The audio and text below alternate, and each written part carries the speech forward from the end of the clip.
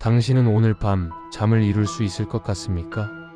아니면 또다시 천장만 바라보며 끝없는 생각의 터널 속을 헤매게 될까요? 당신의 마음속에는 지금 무엇이 있습니까? 내일에 대한 두려움입니까? 해결되지 않는 문제들입니까? 아픈 과거의 기억들입니까? 아니면 왜 나만 이럴까라는 질문입니까? 혹시 이런 생각을 해본 적이 있으십니까?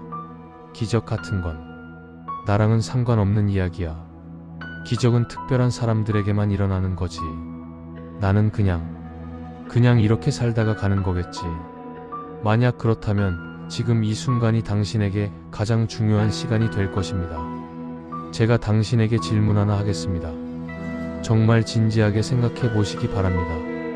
만약 하나님이 당신에게 말씀하신다면 당신은 그 음성을 들을 수 있겠습니까? 만약 하나님이 당신의 삶에 개입하신다면 당신은 그것을 알아볼 수 있겠습니까? 많은 사람들이 기적을 기다립니다. 하늘이 갈라지고 천사가 나타나고 번개 같은 음성이 들리기를 기다립니다. 그러나 하나님은 대부분 그렇게 일하지 않으십니다. 하나님은 당신이 이미 가지고 있는 것, 당신의 손에 이미 쥐어진 것을 통해 일하십니다. 그것이 무엇입니까? 바로 말씀입니다. 성경책은 단순한 책이 아닙니다. 오래된 종교 서적이 아닙니다. 이것은 살아있고 운동력이 있는 하나님의 음성입니다. 2000년 전에 쓰여진 글자들이 아니라 지금 이 순간 당신에게 말씀하시는 하나님의 살아있는 메시지입니다. 히브리서 4장 12절은 이렇게 말합니다. 하나님의 말씀은 살아있고 활력이 있어 좌우의 날선 어떤 검보다도 예리하여 혼과 영과 및 관절과 골수를 찔러 쪼개기까지 하며 또 마음의 생각과 뜻을 판단하나니. 당신이 말씀을 읽을 때 단순히 글자를 읽는 것이 아닙니다. 당신은 하나님의 음성을 듣는 것입니다. 당신의 영혼이 반응합니다. 당신의 마음이 움직입니다. 당신의 상황이 변화하기 시작합니다. 오늘 밤 제가 당신과 함께 나눌 7개의 성경 구절은 특별합니다. 이것들은 수천 년 동안 수많은 사람들의 삶을 변화시킨 말씀들입니다. 절망 속에 있던 사람들에게 희망을 주었고, 질병 속에 있던 사람들에게 치유를 주었고, 불가능한 상황에 있던 사람들에게 기적을 가져다 준 말씀들입니다. 그리고 이 말씀들은 지금 바로 당신을 위한 것입니다. 제가 당신에게 약속 하나 하겠습니다. 당신이 이 7개의 말씀을 항상 곁에 두고 매일 반복해서 읽는다면 당신의 삶에 반드시 변화가 일어날 것입니다. 이것은 제 약속이 아닙니다. 하나님의 약속입니다. 말씀은 결코 헛되이 돌아오지 않습니다. 이사야 55장 11절이 선포합니다. 내 입에서 나가는 말도 이와 같이 헛되이 내게로 돌아오지 아니하고 나의 기뻐하는 뜻을 이루며 내가 보낸 일에 형통함이니라. 당신이 지금 어떤 상황에 있든 상관없습니다. 당신이 얼마나 오랫동안 어둠 속에 있었든 상관없습니다. 당신이 과거에 얼마나 많은 실패를 경험했든 상관없습니다. 지금이 바로 당신의 인생이 바뀌기 시작하는 순간입니다. 준비되셨습니까? 그렇다면 당신의 마음을 여십시오. 당신의 영혼을 여십시오. 그리고 하나님의 음성에 귀를 기울이십시오. 지금부터 우리는 함께 7개의 말씀을 통과할 것입니다. 천천히 깊이 당신의 마음에 새기면서 나아갈 것입니다. 서두르지 마십시오. 말씀이 당신 안에서 일하도록 허락하십시오. 그리고 기억하십시오. 이것은 단순한 지식의 습득이 아닙니다. 이것은 만남입니다. 살아계신 하나님과의 만남입니다. 당신을 사랑하시는 하나님, 당신을 치유하시는 하나님, 당신을 회복시키시는 하나님과의 만남입니다. 자, 이제 시작하겠습니다. 첫 번째 말씀으로 들어가기 전에 깊게 숨을 들이쉬십시오. 그리고 천천히 내쉬십시오. 당신의 긴장을 내려놓으십시오. 당신의 걱정을 내려놓으십시오. 지금 이 순간 당신은 안전합니다. 하나님이 당신과 함께 계시기 때문입니다. 이제 우리 함께 시작하겠습니다. 첫 번째 말씀, 어둠을 이기는 생명의 빛. 요한복음 14-5 개역개정. 그 안에 생명이 있었으니 이 생명은 사람들의 빛이라. 빛이 어둠에 빛이 되어 어둠이 깨닫지 못하더라. 당신은 지금 어둠 속에 있습니까? 정말로 진심으로 물어보는 것입니다. 당신의 삶에 지금 빛이 보입니까? 아니면 어둠만 보입니까? 어둠에는 여러 종류가 있습니다. 절망의 어둠이 있습니다. 내일이 보이지 않는 미래가 막막한 어둠. 아침에 눈을 떴을 때 오늘도 이 하루를 어떻게 살아가지라는 생각이 먼저 드는 그런 어둠. 질병의 어둠도 있습니다. 당신의 몸을 잠식해가는 병, 의사도 해결책을 주지 못하는 고통, 매일 밤 당신을 괴롭히는 아픔의 어둠, 외로움의 어둠도 있습니다.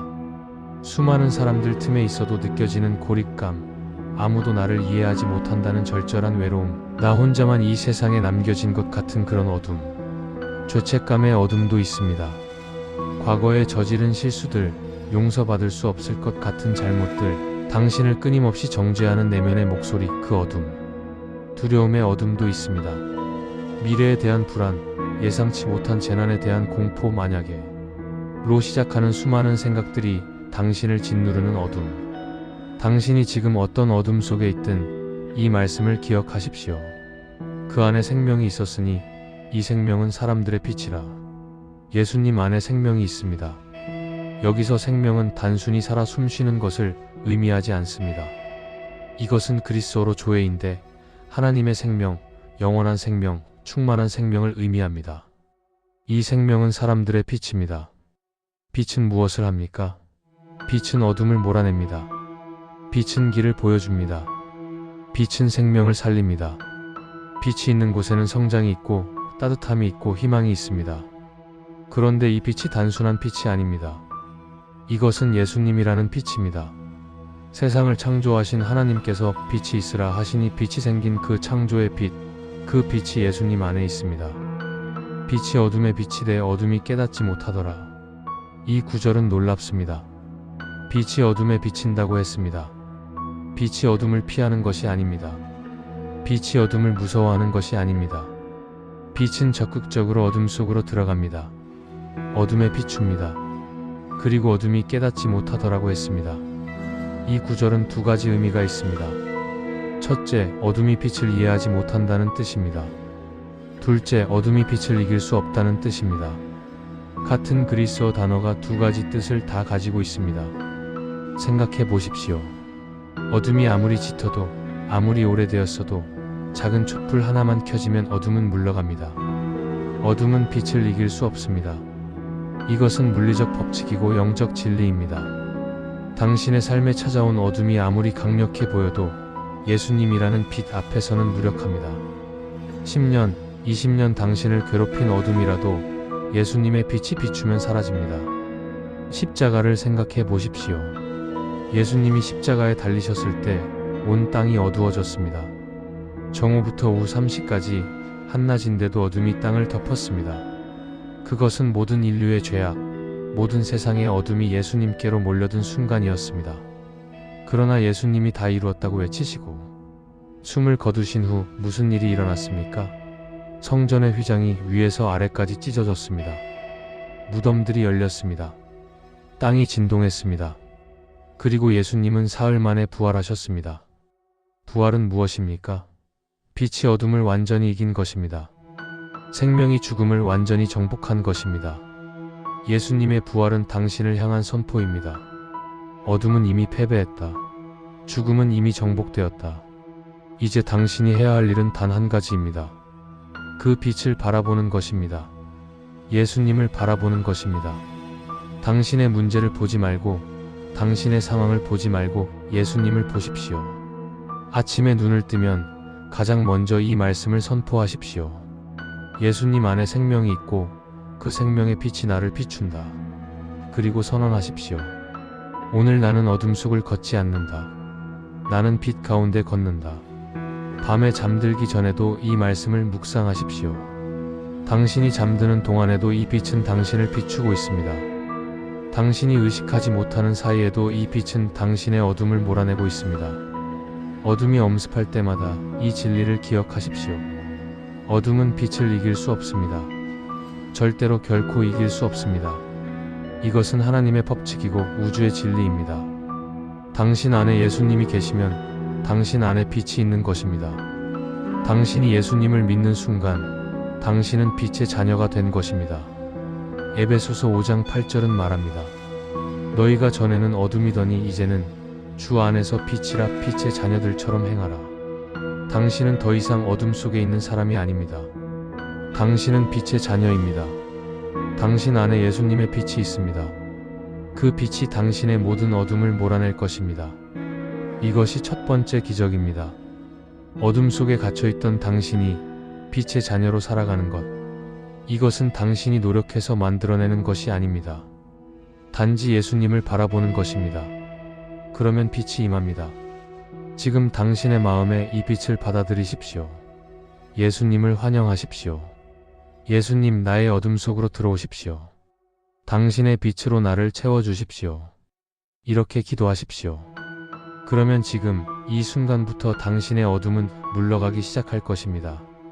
즉각적으로 모든 것이 변하지 않을 수도 있습니다. 그러나 분명히 확실히 빛은 어둠을 몰아내고 있습니다. 매일 조금씩 당신은 더 밝아질 것입니다. 매일 조금씩 당신의 시야가 밝아질 것입니다. 매일 조금씩 희망이 보이기 시작할 것입니다. 그리고 어느 날 당신은 깨닫게 될 것입니다. 아, 어둠이 사라졌구나. 나는 지금 빛 가운데 살고 있구나. 이것이 예수님이 당신에게 주시는 첫 번째 선물입니다. 생명의 빛, 어둠을 이기는 빛, 당신을 자유케 하는 빛. 받아들이십시오. 그리고 그 빛 가운데서 살아가십시오. 두 번째 말씀, 흔들리지 않는 완전한 평강. 이사야 263개역 개정. 주께서 심지가 견고한 자를 평강하고 평강하도록 지키시리니 이는 그가 주를 신뢰함이니이다. 불안이 당신을 지배하고 있습니까? 솔직하게 대답해 보십시오. 당신은 평안합니까? 아니면 늘 무언가 걱정되고 무언가 불안합니까? 현대를 살아가는 우리에게 불안은 거의 일상이 되었습니다. 아침에 일어나면 뉴스는 온통 위기와 재난 소식입니다. 경제는 불안정하고 일자리는 불확실하고 관계는 복잡하고 미래는 예측 불가능합니다. 개인적인 불안도 있습니다. 건강에 대한 걱정, 재정에 대한 염려, 자녀에 대한 근심, 노후에 대한 두려움. 걱정거리를 세다 보면 끝이 없습니다. 혹시 당신도 이런 경험이 있습니까? 침대에 누웠는데 잠이 오지 않습니다. 머릿속에서 온갖 생각들이 꼬리에 꼬리를 물고 이어집니다. 내일 회의는 어떻게 될까? 그 사람은 뭐라고 할까? 만약 이렇게 되면? 만약 저렇게 되면? 아니면 가슴이 답답해집니다. 이유 없이 심장이 빨리 뜁니다. 숨쉬기가 어렵습니다. 불안장애라는 진단을 받기도 합니다. 약을 먹어도 증상이 완전히 사라지지 않습니다. 왜 우리는 이렇게 불안합니까? 근본적으로는 우리가 통제할 수 없는 것들이 너무 많기 때문입니다. 우리는 내일 무슨 일이 일어날지 모릅니다. 우리는 다른 사람들이 어떻게 행동할지 예측할 수 없습니다. 우리는 우리 자신조차도 완전히 통제하지 못합니다. 그래서 우리는 불안합니다. 확신이 없기 때문입니다. 믿을 수 있는 것이 없기 때문입니다. 그러나 하나님은 이렇게 말씀하십니다. 주께서 심지가 견고한 자를 평강하고 평강하도록 지키시리니. 여기서 심지는 히브리어로 예체르인데 생각, 마음, 의도를 의미합니다. 심지가 견고하다는 것은 마음이 하나님께 고정되어 있다는 뜻입니다.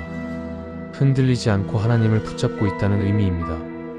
그리고 하나님은 그런 사람을 평강하고 평강하도록 지키신다고 했습니다. 히브리어 원문을 보면 샬롬입니다. 평강이라는 단어가 2번 반복됩니다. 히브리어에서 단어를 반복하는 것은 강조의 표현입니다. 완전한 평강, 절대적인 평안, 흔들릴 수 없는 평화를 의미합니다. 이것은 상황에 따라 변하는 평안이 아닙니다. 환경에 좌우되지 않는 평강입니다. 세상이 주는 평안은 조건부입니다. 건강할 때, 돈이 있을 때, 관계가 좋을 때, 일이 잘 될 때 평안합니다. 그러나 그 조건이 무너지면 평안도 함께 사라집니다. 그러나 하나님이 주시는 평강은 다릅니다. 요한복음 14장 27절에서 예수님은 이렇게 말씀하십니다. 평안을 너희에게 끼치노니 곧 나의 평안을 너희에게 주노라. 내가 너희에게 주는 것은 세상이 주는 것과 같지 아니하니라. 너희는 마음에 근심하지도 말고 두려워하지도 말라. 예수님의 평안은 세상이 주는 것과 다릅니다. 이 평안은 폭풍 한가운데서도 누릴 수 있는 평안입니다. 실제로 예수님은 풍랑치는 배 안에서 주무셨습니다. 제자들은 패닉 상태였지만 예수님은 평안하셨습니다. 비결이 무엇입니까? 이는 그가 주를 신뢰함이니이다. 신뢰입니다. 믿음입니다. 하나님을 의지하는 것입니다. 그런데 신뢰는 정보의 문제가 아닙니다. 하나님이 나를 도와주실 것이다라는 지식만으로는 부족합니다. 신뢰는 관계의 문제입니다. 하나님을 알고 하나님의 성품을 아는 것입니다. 당신은 하나님이 어떤 분이신지 압니까? 하나님은 신실하신 분입니다. 거짓말하실 수 없는 분입니다. 약속을 지키시는 분입니다. 당신을 사랑하시는 분입니다. 당신의 최선을 원하시는 분입니다. 시편 기자는 이렇게 고백했습니다. 내가 여호와를 항상 내 앞에 모심이여 그가 나의 오른쪽에 계심으로 내가 흔들리지 아니하리로다. 시편 168. 하나님이 당신의 오른쪽에 계십니다. 하나님이 당신과 함께 계십니다. 하나님이 당신을 지키십니다. 이것을 믿으면 당신은 흔들리지 않습니다. 물론 이것은 쉬운 일이 아닙니다. 특히 상황이 악화될 때, 문제가 커 보일 때 신뢰하기가 어렵습니다. 그럴 때 우리는 의지적으로 선택해야 합니다. 나는 하나님을 신뢰하기로 선택한다. 이것은 감정의 문제가 아닙니다. 감정은 오락가락합니다. 이것은 결단의 문제입니다. 눈에 보이는 상황을 볼 것인가, 보이지 않는 하나님을 볼 것인가의 선택입니다. 베드로가 물 위를 걸었던 사건을 기억하십니까? 베드로가 물 위를 걸을 수 있었던 이유는 예수님을 바라보았기 때문입니다. 그런데 바람을 보는 순간 베드로는 물에 빠지기 시작했습니다. 우리도 마찬가지입니다. 하나님을 바라볼 때 우리는 평안합니다. 그러나 상황을 보면 불안해집니다. 그래서 우리는 계속해서 하나님께 마음을 고정해야 합니다. 이것을 어떻게 합니까? 말씀을 통해서입니다. 기도를 통해서입니다. 찬양을 통해서입니다. 불안이 엄습할 때 즉시 이 말씀을 선포하십시오. 주께서 심지가 견고한 자를 평강하고 평강하도록 지키시리니 이는 그가 주를 신뢰함이니이다. 그리고 선언하십시오. 나는 주를 신뢰한다. 그러므로 나는 완전한 평강을 누린다. 매일 아침 하나님과의 시간을 가지십시오. 말씀을 읽고 기도하고 하루를 하나님께 맡기십시오. 그러면 당신의 심지가 견고해집니다. 낮 동안 불안이 찾아올 때마다 잠깐 멈추고 하나님을 생각하십시오. 깊게 숨을 들이쉬고 하나님, 당신을 신뢰합니다 라고 말하십시오. 밤에 잠들기 전에 하루를 정리하며 감사 기도를 드리십시오. 오늘 하루도 하나님이 지켜주셨음을 감사하십시오. 그리고 내일도 하나님이 함께 하실 것을 신뢰하십시오. 시간이 지나면서 당신은 변화를 경험하게 될 것입니다. 예전 같으면 패닉에 빠졌을 상황에서도 평안을 유지하게 됩니다. 예전 같으면 잠 못 이루었을 일에도 평온하게 잠들 수 있습니다. 이것은 당신이 강해져서가 아닙니다. 이것은 하나님을 더 신뢰하게 되었기 때문입니다. 당신의 심지가 하나님께 견고하게 고정되었기 때문입니다. 빌립보서 4장 6-7절은 이렇게 말합니다. 아무것도 염려하지 말고 다만 모든 일에 기도와 간구로 너희 구할 것을 감사함으로 하나님께 아뢰라. 그리하면 모든 지각에 뛰어난 하나님의 평강이 그리스도 예수 안에서 너희 마음과 생각을 지키시리라. 모든 지각에 뛰어난 평강. 이것은 이해할 수 없는 평강입니다. 논리적으로 설명할 수 없는 평강입니다. 상황적으로 말이 안 되는 평강입니다. 그러나 그것이 하나님의 평강입니다. 당신도 이 평강을 누릴 수 있습니다. 당신의 상황이 아무리 복잡해도, 당신의 문제가 아무리 커 보여도 하나님을 신뢰하면 평강이 임합니다. 지금 이 순간 당신의 모든 걱정을 하나님께 내려놓으십시오. 당신이 통제할 수 없는 것들을 하나님께 맡기십시오. 그리고 선언하십시오. 하나님, 나는 당신을 신뢰합니다. 나의 삶을 당신께 맡깁니다. 그러면 지금 이 순간부터 하나님의 평강이 당신의 마음과 생각을 지키기 시작할 것입니다. 이것이 두 번째 기적입니다. 불안 속에서 평안을, 혼란 속에서 고요함을, 폭풍 속에서 평강을 누리는 것. 받아들이십시오. 그리고 그 평강 가운데서 살아가십시오. 세 번째 말씀, 당신을 치료하시는 하나님. 출애굽기 1526 개정. 이르시되 너희가 너희 하나님 나 여호와의 말을 들어 순종하고 내가 보기에 의를 행하며 내 계명에 귀를 기울이며 내 모든 규례를 지키면 내가 애굽 사람에게 내린 모든 질병 중 하나도 너희에게 내리지 아니하리니 나는 너희를 치료하는 여호와임이라. 당신은 지금 아픕니까? 이것은 단순한 질문이 아닙니다. 당신의 몸이 아픕니까? 당신의 마음이 아픕니까? 당신의 영혼이 아픕니까? 인간의 고통에는 여러 층위가 있습니다. 육체적 고통이 있습니다. 질병, 통증, 만성적인 아픔, 병원을 전전하지만 원인을 찾지 못하는 고통, 치료를 받아도 차도가 없는 절망, 정신적 고통도 있습니다. 우울증, 불안장애, 트라우마, 과거의 상처가 현재를 지배합니다. 잊으려고 해도 자꾸 떠오르는 기억들, 치유되지 않는 내면의 상처, 영적 고통도 있습니다. 죄책감, 수치심, 자기혐오, 하나님으로부터 멀어진 느낌, 기도해도 하나님이 들으시지 않는 것 같은 공허함. 당신이 지금 어떤 고통을 겪고 있든 이 말씀에 주목하십시오. 나는 너희를 치료하는 여호와임이라. 이것은 단순한 선언이 아닙니다. 이것은 하나님의 자기소개입니다. 하나님은 당신에게 이렇게 말씀하십니다. 나는 치료하는 하나님이다. 이것이 내 이름이고 내 본질이고 내 정체성이다. 히브리어로는 여호와 라파입니다. 치유하시는 여호와, 회복시키시는 여호와, 고치시는 여호와라는 뜻입니다. 이것이 왜 중요합니까? 치유가 하나님의 본질이기 때문입니다. 하나님은 가끔 기분이 좋을 때만, 특별한 경우에만 치유하시는 것이 아닙니다.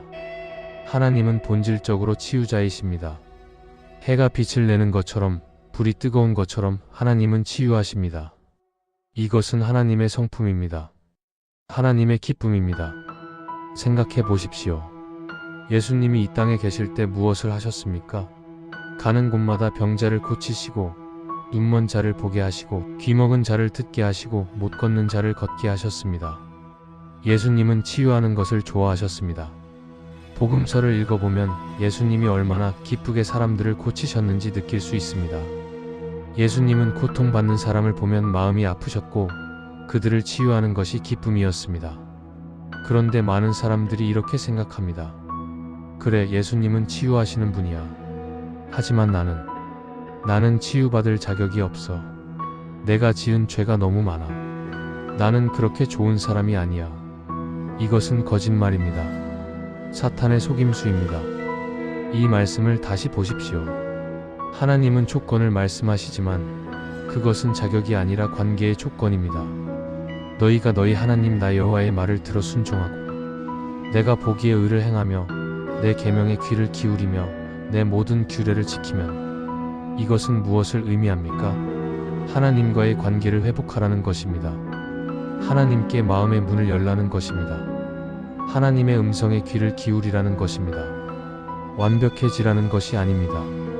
죄를 짓지 말라는 것이 아닙니다. 하나님을 향하라는 것입니다. 하나님께 나아오라는 것입니다.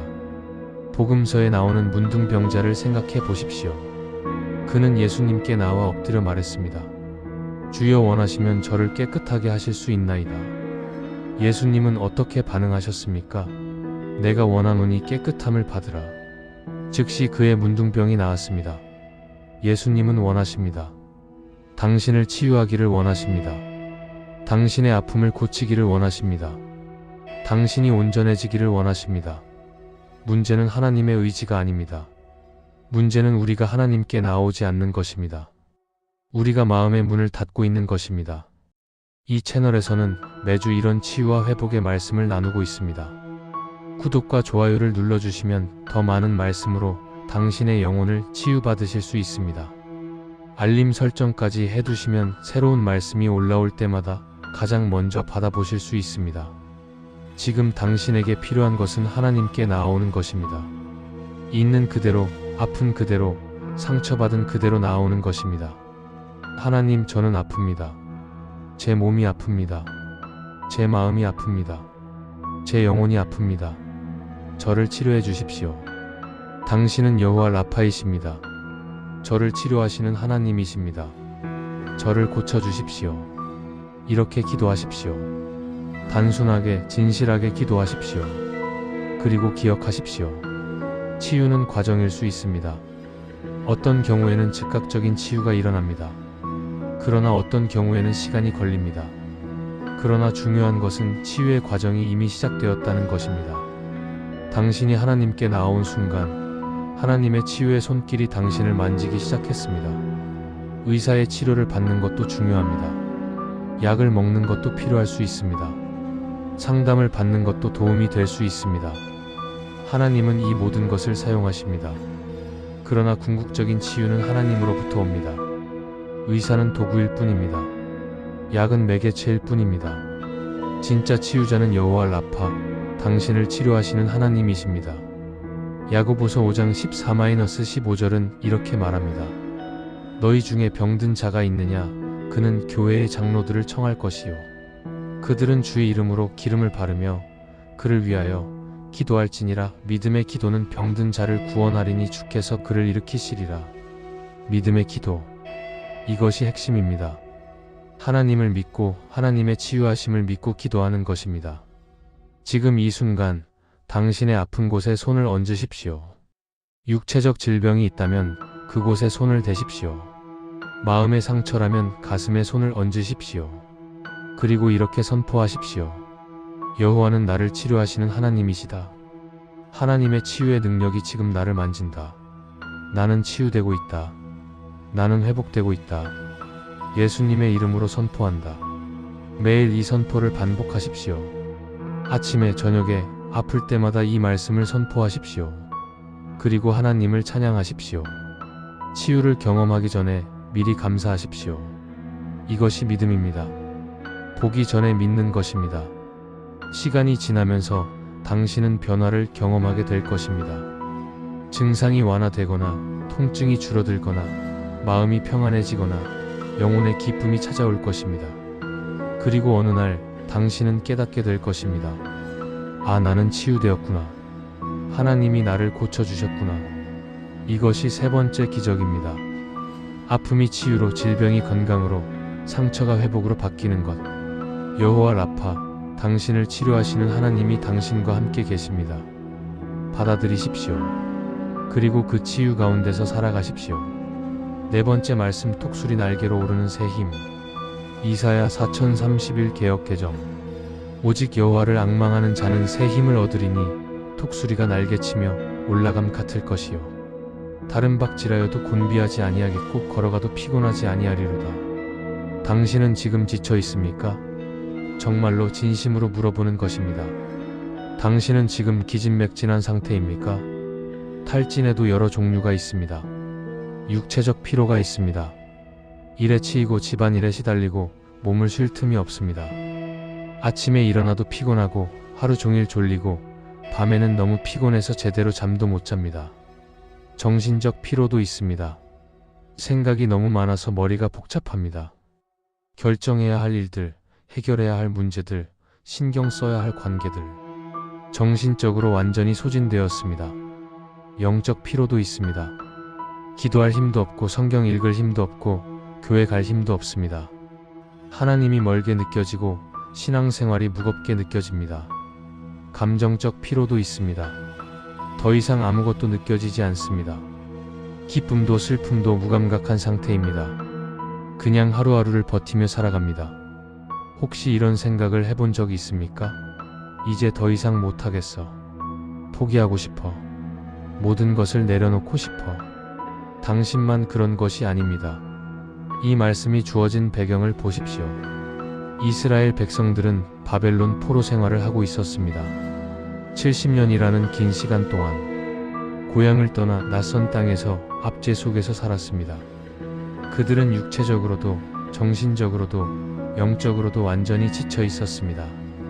더 이상 희망이 보이지 않았습니다. 조국으로 돌아간다는 약속은 실현될 것 같지 않았습니다. 그들은 절망했습니다. 포기했습니다. 그때 하나님이 이사야 선지자를 통해 이 말씀을 주셨습니다. 오직 여호와를 앙망하는 자는 새 힘을 얻으리니. 여기서 앙망하다는 히브리어로 카바인데 기다리다, 소망하다, 의지하다는 뜻입니다. 단순히 수동적으로 기다리는 것이 아닙니다. 이것은 적극적인 믿음입니다. 확신을 가지고 하나님을 바라보는 것입니다. 생각해 보십시오. 지친 사람에게 더 열심히 해라, 의지를 불태워라 라고 말하는 것은 도움이 되지 않습니다. 오히려 더 큰 부담이 됩니다. 그러나 하나님은 그렇게 말씀하지 않으십니다. 하나님은 나를 앙망하라고 하십니다. 다시 말해서 내 힘으로 하지 말고 나를 바라보라. 내가 너에게 힘을 주겠다. 그리고 약속하십니다. 새 힘을 얻으리니. 여기서 새 힘은 단순히 좀 쉬어서 회복되는 에너지가 아닙니다. 이것은 초자연적인 힘입니다. 하나님으로부터 오는 신선한 능력입니다. 독수리가 날개치며 올라감 같을 것이요. 독수리는 특별한 새입니다. 독수리는 폭풍이 올 때 도망가지 않습니다. 다른 새들은 폭풍을 피해 낮은 곳으로 내려갑니다. 그러나 독수리는 다릅니다. 독수리는 폭풍의 기류를 타고 더 높이 올라갑니다. 폭풍은 독수리에게 위협이 아니라 기회입니다. 폭풍의 강한 바람이 독수리를 더 높은 곳으로 밀어 올립니다. 당신도 그렇게 될 수 있습니다. 지금 당신이 겪는 어려움, 그 폭풍이 당신을 무너뜨리는 것이 아니라 오히려 당신을 더 높은 곳으로 올려놓는 발판이 될 수 있습니다. 어떻게 그것이 가능합니까? 하나님을 앙망할 때입니다. 당신의 눈을 폭풍에서 하나님께로 돌릴 때입니다. 다른 박질하여도 곤비하지 아니하겠고 걸어가도 피곤하지 아니하리로다. 이것은 지속 가능한 능력을 말합니다. 잠깐 폭발적인 힘을 내는 것이 아니라 오래도록 견딜 수 있는 지구력을 말합니다. 세상은 우리에게 단거리 달리기를 요구합니다. 빨리, 더 빨리, 최대한 빨리. 그러나 인생은 마라톤입니다. 속도가 아니라 지구력이 필요합니다. 하나님이 주시는 힘은 마라톤을 완주할 수 있는 힘입니다. 다른 박질에도 곤비하지 않고 걸어가도 피곤하지 않은 힘입니다. 그런데 이 말씀을 주의 깊게 보십시오. 순서가 있습니다. 먼저 독수리가 날개치며 올라감 같을 것이라고 했습니다. 그 다음에 다른 박질하여도 곤비하지 아니하겠고 마지막으로 걸어가도 피곤하지 아니하리로다고 했습니다. 날기, 달리기, 걷기. 순서가 거꾸로입니다. 보통은 걷다가 뛰다가 날 것 같은데 여기서는 반대입니다. 이것은 무엇을 의미합니까? 때로는 높이 날아오를 때가 있습니다. 은혜의 절정, 영적 고향의 순간들. 그러나 그런 순간이 항상 지속되는 것은 아닙니다. 때로는 달려야 할 때가 있습니다. 열심히 일하고 씨름하고 애써야 할 때들. 그리고 때로는 그냥 걸어가야 할 때가 있습니다. 평범한 일상, 단조로운 반복, 특별할 것 없는 하루하루. 그런데 하나님은 이 모든 단계에서 힘을 주십니다.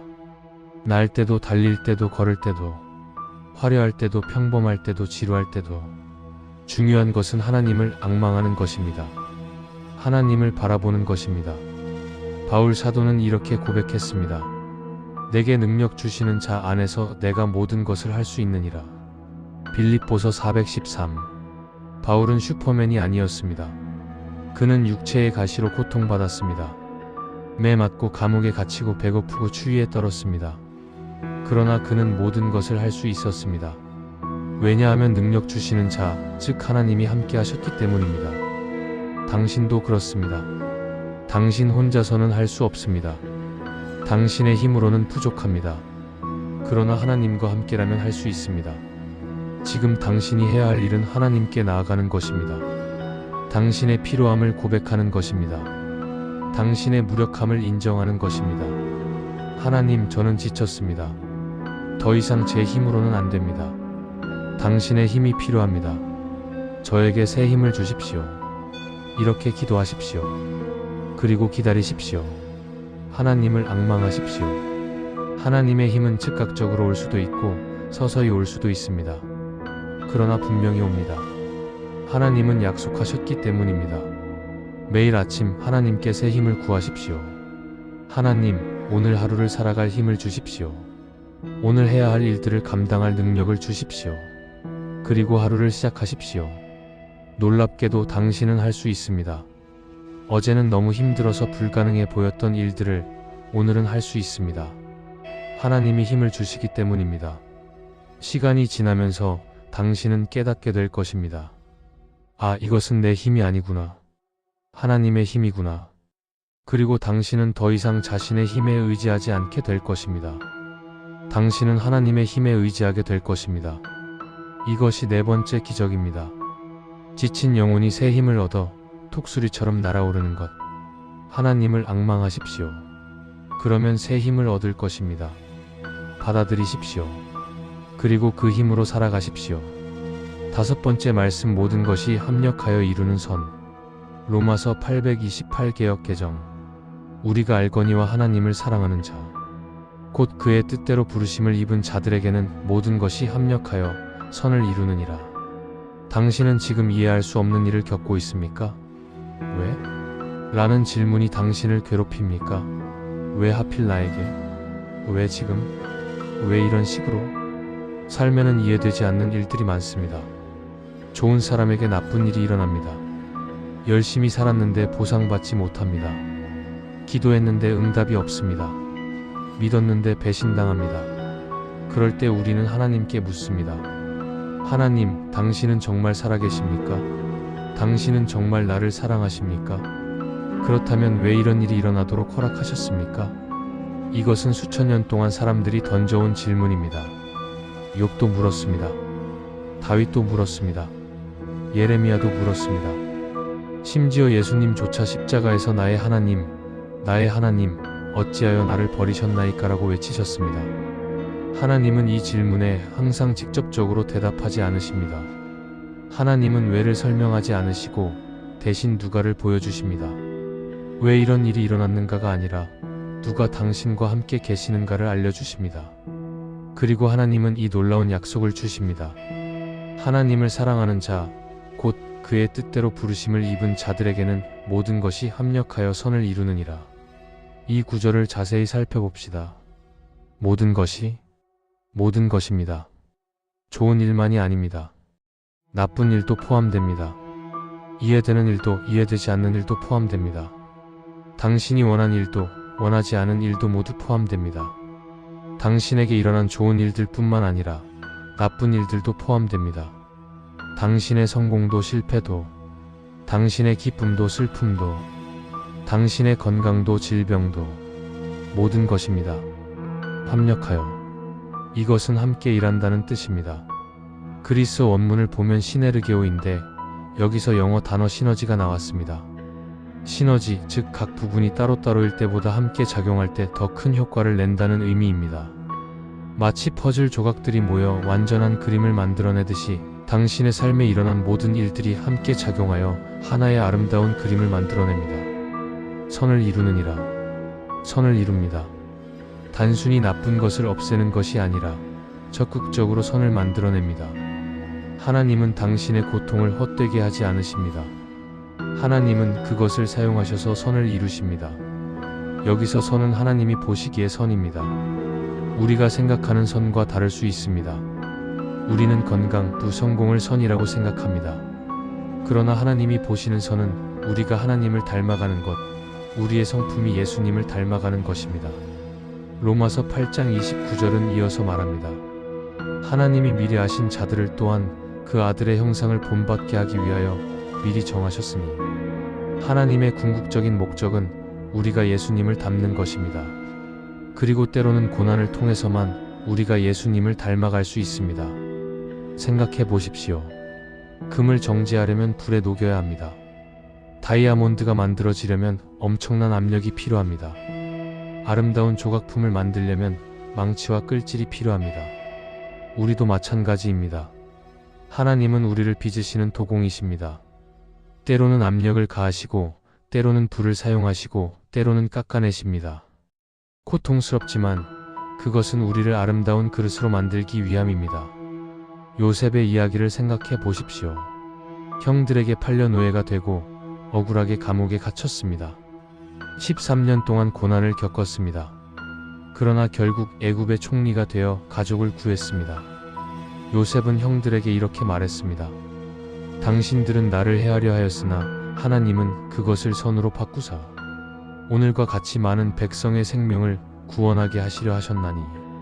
창세기 5020. 형들의 악한 행동도 부당한 투옥도 하나님은 선으로 바꾸셨습니다. 모든 것이 합력하여 선을 이루었습니다. 다윗의 이야기도 마찬가지입니다. 사울 왕에게 쫓기며 도망 다녔습니다. 동굴에 숨고 광야를 헤매고 죽을 고비를 수없이 넘겼습니다. 그러나 그 과정에서 다윗은 하나님을 의지하는 법을 배웠고 위대한 왕이 되었습니다. 그리고 무엇보다 예수님을 생각해 보십시오. 십자가는 인류 역사상 가장 끔찍한 악행이었습니다. 무죄한 하나님의 아들을 잔혹하게 살해한 것입니다. 그러나 하나님은 그것을 선으로 바꾸셨습니다. 십자가를 통해 인류의 구원이 이루어졌습니다. 가장 악한 일이 가장 선한 결과를 가져왔습니다. 이것이 하나님의 방식입니다. 하나님은 악을 선으로 바꾸십니다. 저주를 축복으로 바꾸십니다. 죽음을 생명으로 바꾸십니다. 지금 당신이 겪는 일이 이해되지 않습니까? 괜찮습니다. 당신이 이해할 필요는 없습니다. 하나님이 이해하십니다. 하나님이 전체 그림을 보고 계십니다. 지금 당신이 겪는 고통이 의미 없어 보입니까? 그렇지 않습니다. 하나님은 그것을 사용하고 계십니다. 지금은 보이지 않지만 나중에 당신은 깨닫게 될 것입니다.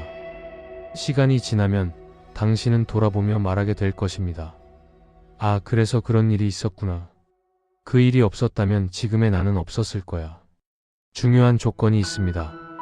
하나님을 사랑하는 자, 곧 그의 뜻대로 부르심을 입은 자들에게는 이 약속은 모든 사람에게 적용되는 것이 아닙니다. 이것은 하나님을 사랑하는 사람들, 하나님과 관계 속에 있는 사람들을 위한 약속입니다. 만약 당신이 하나님을 떠나 살고 있다면 일들이 합력하여 선을 이루지 못할 수 있습니다. 그러나 당신이 하나님과 함께 걷고 있다면 당신의 삶에 일어나는 모든 일은 하나님의 선한 계획의 일부입니다.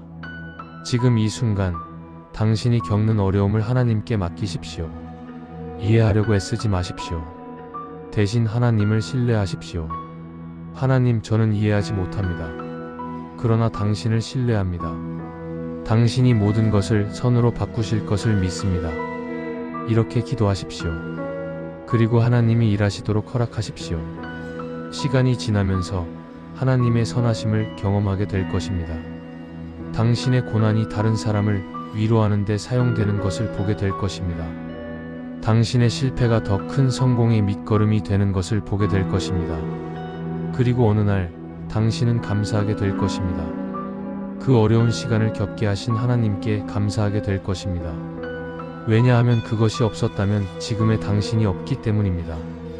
이것이 5번째 기적입니다. 이해되지 않던 고난이 의미 있는 과정으로 헛된 것 같던 일들이 귀한 결과로 바뀌는 것. 모든 것이 합력하여 선을 이룹니다. 하나님이 약속하셨습니다. 믿으십시오. 그리고 하나님의 선하심을 경험하십시오. 6번째 말씀, 불가능을 가능하게 하시는 하나님. 누가복음 137 개역 개정. 대저 하나님의 모든 말씀은 능하지 못하심이 없느니라. 당신 앞에 불가능한 상황이 있습니까? 정말로 인간적으로, 논리적으로, 현실적으로 불가능한 상황입니까? 의사가 희망이 없다고 말했습니까? 전문가가 방법이 없다고 했습니까? 주변 사람들이 포기하라고 권합니까? 당신 스스로도 이건 정말 안 되겠구나라고 생각합니까?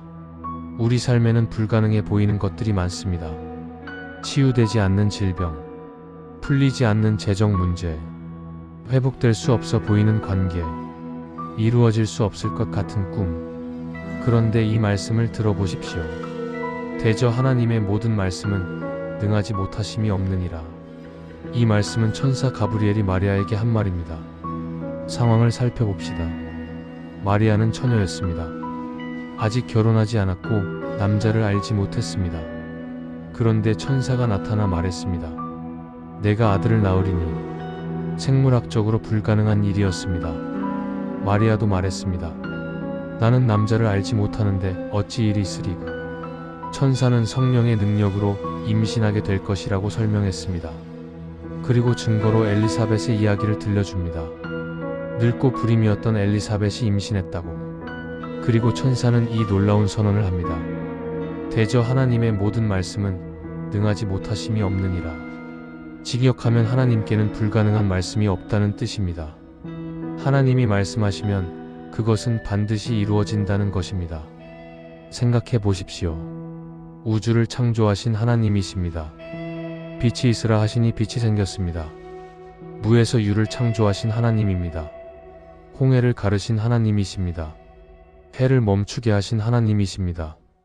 죽은 자를 살리신 하나님이십니다. 이런 하나님께 불가능이 있겠습니까?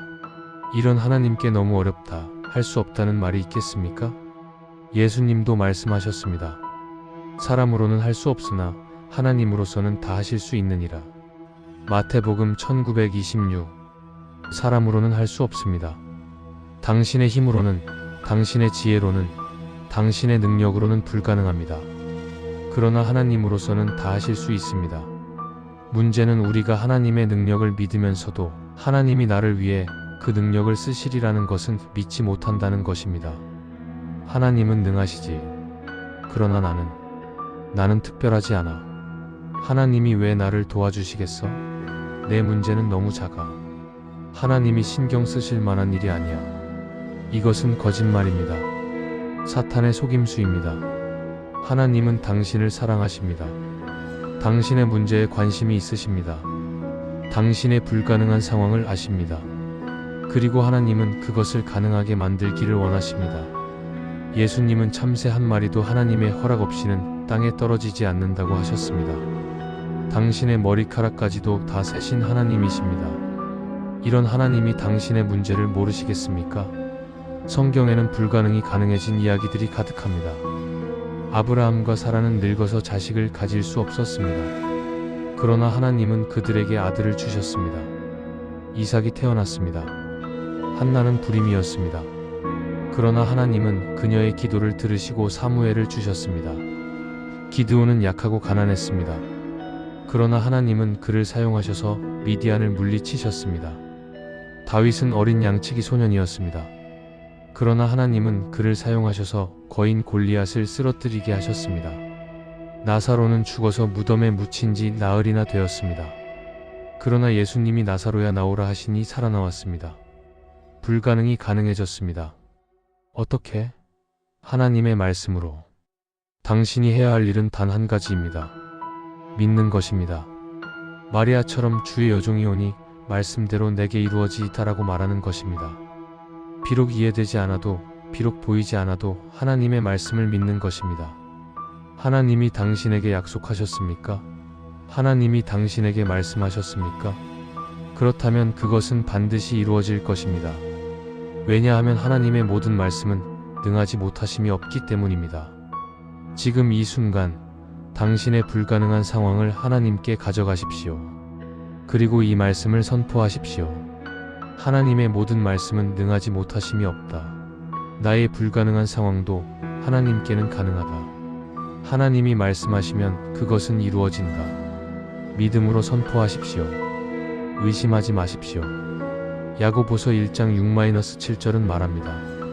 오직 믿음으로 구하고 조금도 의심하지 말라. 의심하는 자는 바람에 밀려 요동하는 바다 물결 같으니 이런 사람은 무엇이든지 주께 얻기를 생각하지 말라. 믿음으로 구하십시오. 흔들리지 마십시오. 물론 하나님의 때가 있습니다. 하나님의 방법이 있습니다. 당신이 원하는 시간에, 당신이 원하는 방식으로 이루어지지 않을 수도 있습니다. 그러나 하나님의 방법은 항상 최선입니다. 하나님의 때는 항상 완벽합니다. 때로는 즉각적인 기적이 일어납니다. 때로는 과정을 거쳐 이루어집니다. 어느 쪽이든 상관없습니다. 중요한 것은 하나님이 약속을 지키신다는 것입니다. 시간이 지나면서 당신은 경험하게 될 것입니다.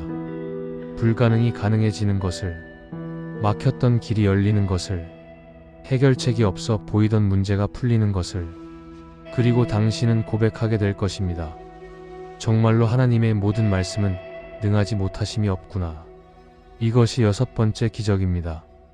불가능이 가능으로, 절망이 희망으로, 안돼가 된다로 바뀌는 것. 하나님의 능력을 믿으십시오. 그리고 그 능력을 경험하십시오. 7번째 말씀, 영원하고 변함없는 사랑. 예레미야 313개역 개정. 옛적에 여호와께서 나에게 나타나사 내가 영원한 사랑으로 너를 사랑하기에 인자함으로 너를 인도하였다 하였노라. 당신은 사랑받고 있습니까? 정말로 진심으로 무조건적으로 사랑받고 있다고 느끼십니까? 이것은 모든 인간의 근본적인 욕구입니다. 사랑받고 싶은 욕구, 있는 그대로 받아들여지고 싶은 욕구, 가치 있다고 느끼고 싶은 욕구. 그러나 많은 사람들이 사랑을 경험하지 못합니다. 조건부 사랑만 경험합니다. 내가 이렇게 하면 사랑해 줄게. 내가 성공하면 인정해 줄게. 내가 완벽하면 받아들여 줄게. 그래서 우리는 끊임없이 증명하려고 했습니다. 우리의 가치를, 우리의 쓸모를, 우리의 자격을, 지칠 때까지, 탈진할 때까지. 실패하면 어떻게 됩니까? 버림받을까 두렵습니다. 거절당할까 무섭습니다. 그래서 더 열심히 노력합니다. 더 완벽해지려고 합니다. 그러나 그것은 진정한 사랑이 아닙니다. 하나님은 당신에게 이렇게 말씀하십니다. 내가 영원한 사랑으로 너를 사랑하기에 인자함으로 너를 인도하였다. 영원한 사랑. 히브리어로 아바올람입니다. 시간에 제한받지 않는 사랑. 조건에 좌우되지 않는 사랑. 변하지 않는 사랑. 당신이 잘할 때만 사랑하시는 것이 아닙니다. 당신이 실패해도 넘어져도 죄를 지어도 변함없이 사랑하시는 것입니다. 이 말씀이 주어진 배경을 보십시오. 이스라엘은 하나님을 배반했습니다. 우상을 섬겼습니다. 하나님의 계명을 어겼습니다. 선지자들의 경고를 무시했습니다. 그 결과 바벨론 포로가 되었습니다. 예루살렘은 파괴되었습니다. 성전은 불탔습니다. 그들은 당연히 생각했습니다. 하나님이 우리를 버리셨구나.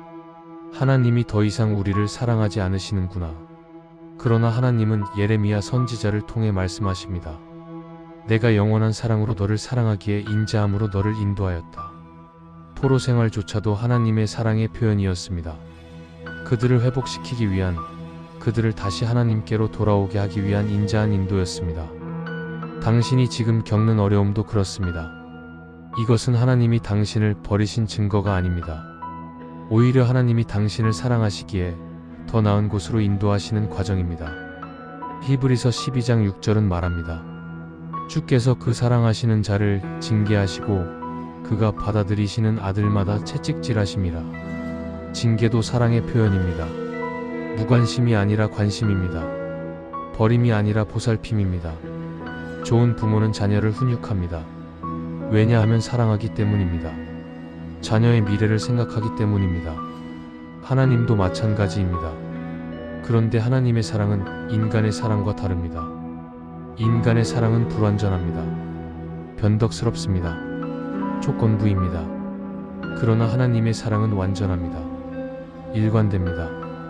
무조건적입니다. 로마서 8장 38-39절은 이렇게 선포합니다. 내가 확신하노니 사망이나 생명이나 천사들이나 권세자들이나 현재 일이나 장래 일이나 능력이나 높음이나 깊음이나 다른 어떤 피조물이라도 우리를 우리 주 그리스도 예수 안에 있는 하나님의 사랑에서 끊을 수 없으리라. 아무것도 당신을 하나님의 사랑에서 끊을 수 없습니다.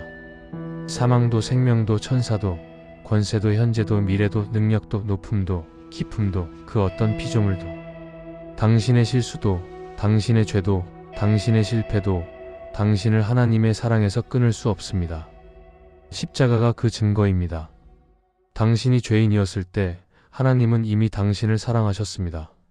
로마서 5장 8절은 말합니다. 우리가 아직 죄인 되었을 때 그리스도께서 우리를 위하여 죽으심으로 하나님께서 우리에 대한 자기의 사랑을 확증하셨느니라. 예수님은 당신을 위해 죽으셨습니다. 당신이 완벽해져서가 아닙니다. 당신이 아직 죄인이었을 때 예수님은 당신을 위해 십자가에 못 박히셨습니다. 이것이 하나님의 사랑입니다. 희생적인 사랑, 대가를 치르는 사랑, 목숨을 내어주는 사랑. 요한복음 3장 16절, 가장 유명한 구절입니다. 하나님이 세상을 이처럼 사랑하사 독생자를 주셨으니 이는 그를 믿는 자마다 멸망하지 않고 영생을 얻게 하려 하심이라. 하나님의 사랑은 증명되었습니다. 십자가에서, 피와 고통으로, 죽음과 부활로. 당신이 이 사랑을 의심할 때마다 십자가를 보십시오. 그것이 하나님이 당신을 얼마나 사랑하시는지에 대한 답입니다.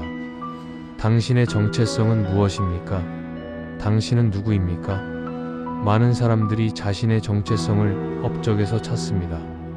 나는 성공한 사업가야. 나는 좋은 엄마야.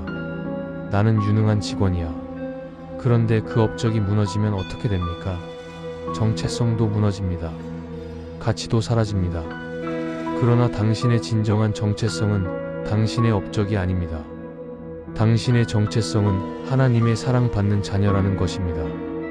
요한일서 3장 1절은 말합니다. 보라, 아버지께서 어떠한 사랑을 우리에게 베푸사 하나님의 자녀라 일컬음을 받게 하셨는가. 당신은 하나님의 자녀입니다.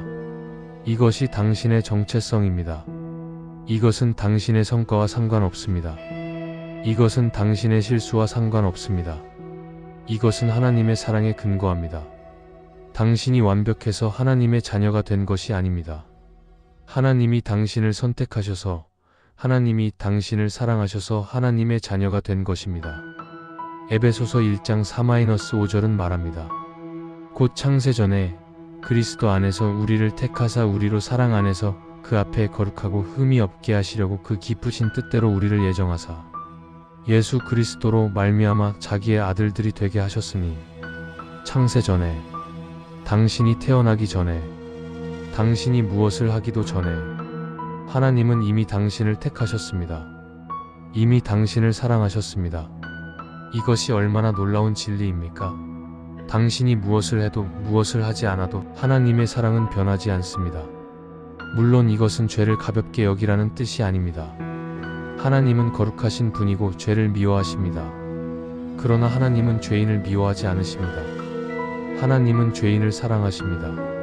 그래서 예수님을 보내셔서 죄를 대신 지게 하셨습니다. 당신이 죄를 지었습니까? 회개하십시오. 하나님께로 돌아오십시오. 하나님은 당신을 기다리고 계십니다. 탕자의 비유를 기억하십니까? 아들이 재산을 탕진하고 돌아왔을 때 아버지는 어떻게 하셨습니까? 아버지는 멀리서 아들을 보고 달려가 목을 안고 입을 맞추었습니다. 그리고 가장 좋은 옷을 입히고 반지를 끼우고 잔치를 베풀었습니다. 이것이 하나님입니다. 당신을 기다리시는 아버지, 당신이 돌아오기를 간절히 바라시는 아버지, 당신을 환영하시는 아버지, 당신이 얼마나 멀리 갔든 얼마나 깊이 빠졌든 하나님은 당신을 기다리십니다. 하나님의 팔은 여전히 열려 있습니다. 지금 이 순간 하나님께로 돌아오십시오. 당신이 완벽해질 때까지 기다리지 마십시오. 있는 그대로 오십시오. 하나님, 저는 죄인입니다. 저는 부족합니다. 저는 실패했습니다. 그러나 당신은 나를 영원한 사랑으로 사랑하신다고 약속하셨습니다. 그 사랑을 믿습니다. 저를 받아주십시오. 이렇게 기도하십시오. 하나님은 당신을 받아주실 것입니다. 왜냐하면 하나님은 당신을 사랑하시기 때문입니다. 그리고 이 사랑 안에서 살아가십시오. 이 사랑이 당신을 변화시킬 것입니다. 이 사랑이 당신을 치유할 것입니다. 이 사랑이 당신을 회복시킬 것입니다. 당신은 더 이상 사람들의 인정을 구하지 않아도 됩니다. 하나님이 당신을 인정하십니다. 당신은 더 이상 완벽해지려고 애쓰지 않아도 됩니다. 하나님은 있는 그대로의 당신을 사랑하십니다. 당신은 더 이상 두려워하지 않아도 됩니다. 하나님의 사랑이 두려움을 쫓아냅니다. 요한일서 4장 18절은 말합니다. 사랑 안에 두려움이 없고 온전한 사랑이 두려움을 내쫓나니. 하나님의 영원한 사랑. 이것이 당신의 기초입니다. 이것이 당신의 안전입니다. 이것이 당신의 소망입니다. 매일 아침 이 진리를 선포하십시오. 하나님은 나를 영원한 사랑으로 사랑하신다. 나는 하나님의 사랑받는 자녀다. 거울을 보며 자신에게 말하십시오. 나는 사랑받고 있어. 하나님이 나를 사랑하셔. 아무 조건 없이 영원히. 이 진리가 당신의 마음 깊이 뿌리내릴 때 당신의 삶은 변화하기 시작할 것입니다. 당신은 더 이상 사람들을 기쁘게 하려고 살지 않게 될 것입니다. 당신은 하나님을 기쁘게 하는 삶을 살게 될 것입니다. 당신은 더 이상 세상의 기준으로 자신을 평가하지 않게 될 것입니다. 당신은 하나님의 눈으로 자신을 보게 될 것입니다. 당신은 더 이상 혼자가 아닙니다. 당신은 사랑받고 있습니다. 영원히 변함없이 무조건적으로. 이것이 7번째이자 가장 큰 기적입니다. 하나님의 영원한 사랑을 깨닫는 것. 이것이 모든 기적의 근원입니다. 사랑받고 있음을 아는 사람은 두렵지 않습니다. 사랑받고 있음을 아는 사람은 담대합니다. 사랑받고 있음을 아는 사람은 평안합니다. 당신은 사랑받고 있습니다. 받아들이십시오. 그리고 그 사랑 안에서 살아가십시오. 이제 우리의 여정이 끝나가고 있습니다. 우리는 함께 7개의 말씀을 묵상했습니다. 7개의 보물을 발견했습니다. 7개의 열쇠를 받았습니다. 잠시 멈추고 우리가 함께 나눈 말씀들을 다시 한번 마음에 새겨봅시다. 첫 번째, 예수님 안에 생명의 빛이 있습니다. 이 빛은 당신의 모든 어둠을 이깁니다. 당신이 느끼는 절망의 어둠도, 질병의 어둠도, 외로움의 어둠도 이 빛 앞에서는 무력합니다. 당신은 더 이상 어둠 속에 갇혀있지 않습니다. 당신은 빛의 자녀입니다. 두 번째, 하나님을 신뢰하는 자는 완전한 평강을 누립니다. 폭풍이 몰아쳐도, 세상이 흔들려도 당신의 심지가 하나님께 고정되어 있으면 당신은 흔들리지 않습니다. 평강하고 평강한 삶, 이것이 당신의 것입니다. 세 번째, 하나님은 당신을 치료하시는 여호와이십니다. 여호와 라파. 이것은 하나님의 이름이고 본질이고 기쁨입니다. 당신의 육체도 마음도 영혼도 하나님은 치유하기를 원하십니다. 그리고 하나님은 능히 하실 수 있는 분이십니다. 네 번째, 하나님을 앙망하는 자는 새 힘을 얻습니다. 독수리처럼 높이 날아오르고 달려도 지치지 않고 걸어도 피곤하지 않습니다. 이것은 초자연적인 힘, 하나님으로부터 오는 능력입니다. 당신이 지쳐서 더 이상 갈 수 없을 때 하나님이 당신에게 새 힘을 주실 것입니다. 다섯 번째, 모든 것이 합력하여 선을 이룹니다. 지금은 이해되지 않아도, 지금은 아파도 하나님은 모든 것을 선으로 바꾸고 계십니다. 당신의 고난도 실패도 눈물도 헛되지 않습니다. 하나님은 그것을 사용하셔서 아름다운 그림을 그리고 계십니다. 여섯 번째, 하나님의 모든 말씀은 능하지 못하심이 없습니다. 당신 앞에 불가능한 상황도, 막힌 길도 하나님께는 가능합니다. 하나님이 말씀하시면 그것은 이루어집니다. 당신의 불가능은 하나님의 가능성을 만나는 기회입니다. 일곱 번째, 하나님은 당신을 영원한 사랑으로 사랑하십니다. 이것이 가장 중요한 진리입니다. 이것이 모든 것의 기초입니다. 당신이 무엇을 하든 무엇을 하지 않든 하나님의 사랑은 변하지 않습니다. 당신은 사랑받고 있습니다. 영원히 무조건적으로. 이 7개의 말씀은 단순한 종교적 가르침이 아닙니다. 이것은 당신을 위한 하나님의 개인적인 메시지입니다. 지금 이 순간 당신에게 주시는 하나님의 음성입니다.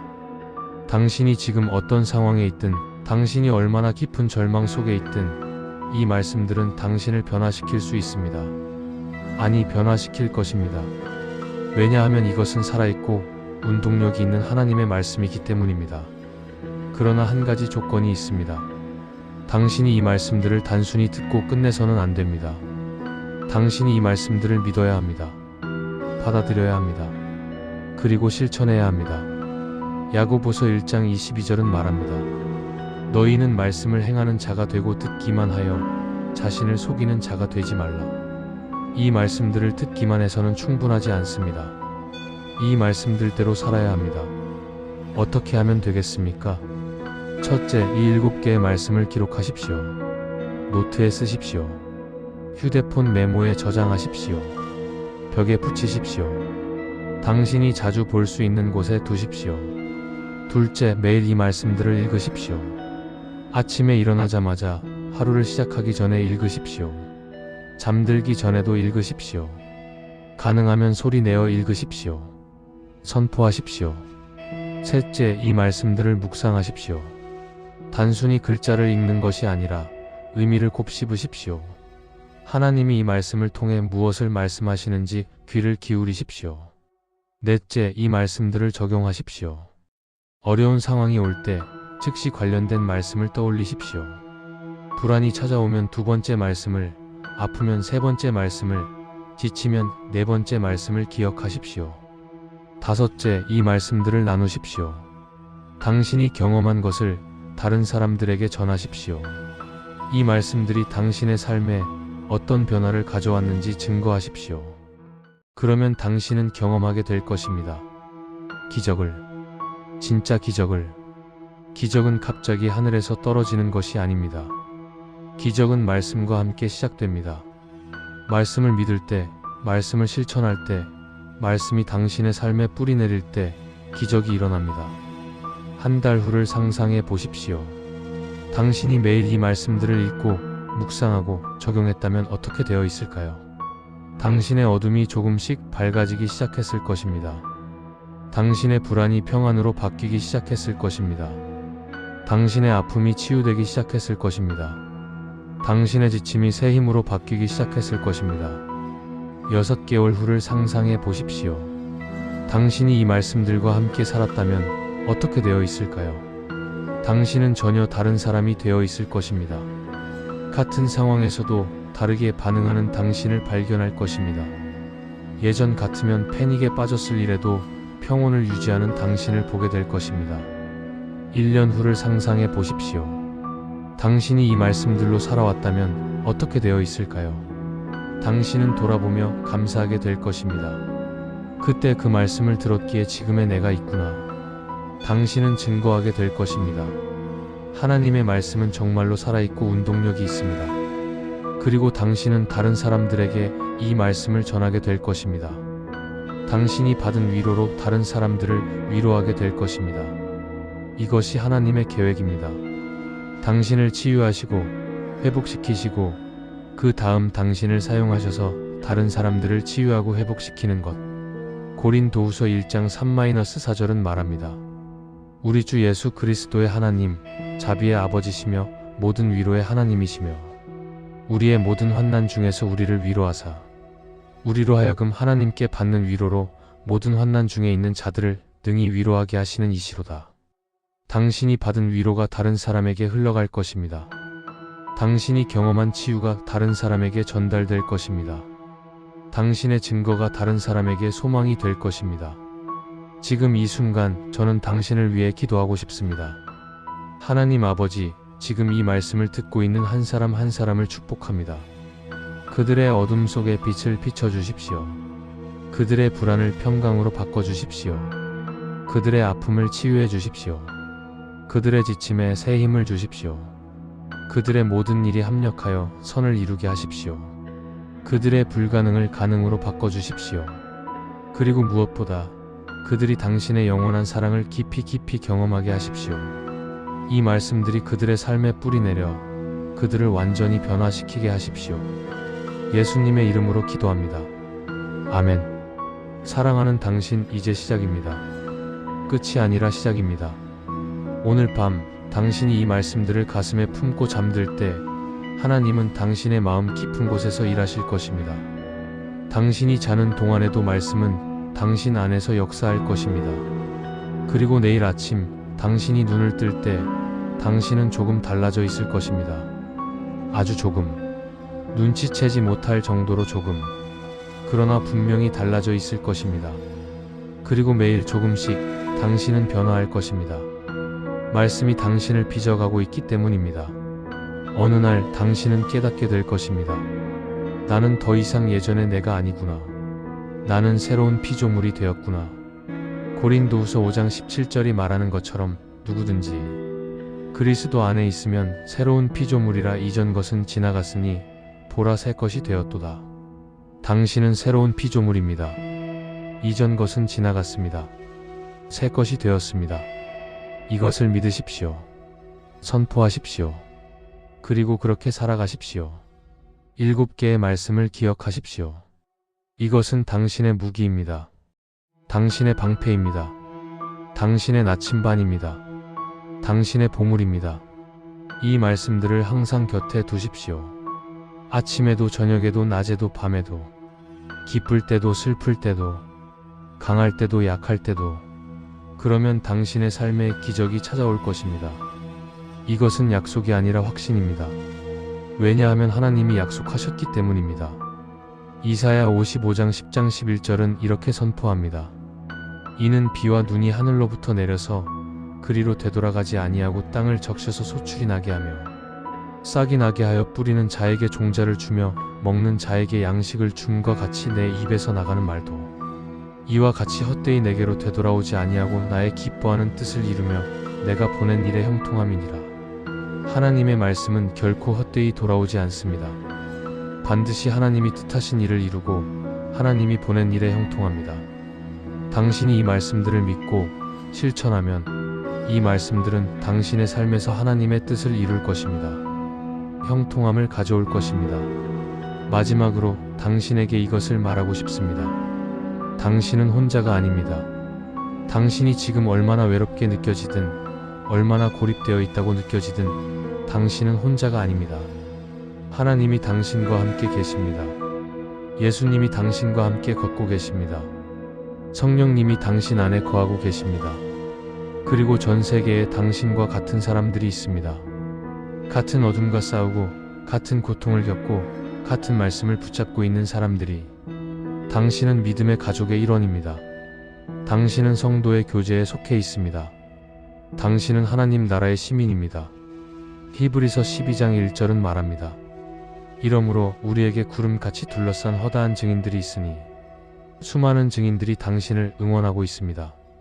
같은 길을 걸었던 믿음의 선배들이 당신을 격려하고 있습니다. 할 수 있어. 포기하지 마. 계속 가. 하나님이 함께 하셔. 그러니 담대하십시오. 용기를 내십시오.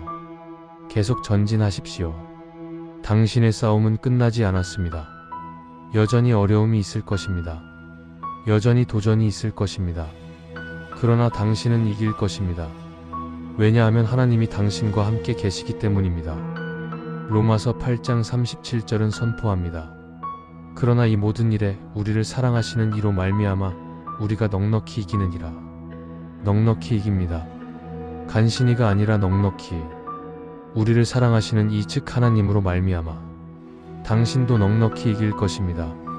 당신의 어둠을, 당신의 불안을, 당신의 질병을, 당신의 지침을, 당신의 고난을, 당신의 불가능을, 모든 것을 넉넉히 이길 것입니다.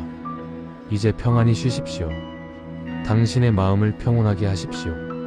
당신의 생각을 고요하게 하십시오. 깊게 숨을 들이쉬십시오. 그리고 천천히 내쉬십시오. 하나님의 평강이 당신을 감싸고 있습니다. 하나님의 사랑이 당신을 둘러싸고 있습니다. 당신은 안전합니다. 당신은 보호받고 있습니다. 당신은 사랑받고 있습니다. 오늘 밤 편안히 주무십시오. 7개의 말씀이 당신과 함께 있습니다. 하나님이 당신과 함께 계십니다. 그리고 내일 아침 새로운 하루가 시작될 때 당신은 이미 조금 달라져 있을 것입니다. 더 강하고 더 평안하고 더 희망차게. 왜냐하면 말씀이 당신 안에서 일하고 있기 때문입니다. 당신을 축복합니다. 당신의 삶에 하나님의 빛이 충만하기를 기도합니다. 당신의 마음에 하나님의 평강이 넘치기를 기도합니다. 당신의 몸에 하나님의 치유가 임하기를 기도합니다. 당신의 영혼에 하나님의 새 힘이 부어지기를 기도합니다. 당신의 모든 일이 합력하여 선을 이루기를 기도합니다. 당신의 불가능이 가능이 되기를 기도합니다. 그리고 무엇보다 당신이 하나님의 영원한 사랑 안에서 안식하기를 기도합니다. 평안을 누리십시오. 오늘도 내일도 모든 날 영원토록 하나님이 당신과 함께 계십니다. 당신은 사랑받고 있습니다. 아멘.